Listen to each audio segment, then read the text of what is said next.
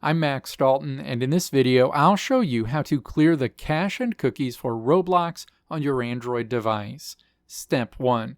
Tap to open the Settings app on your Android device and then tap Apps. Step 2. Navigate to the Recently Opened Apps section and then tap See All Apps. A list of all of the apps installed on your Android device is shown.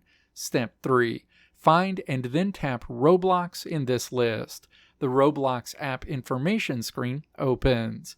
Step 4. Tap Storage and Cache in this menu. Step 5. Tap Clear Cache on the next screen. Your Roblox cache on your Android device will be cleared immediately. Let me know if this video helped you out in the comments below. If you liked what you saw here, click the video links on the right side of the screen to check out another video. Or click the logo on the left side of the screen to check out my tutorial website at www.maxdalton.how.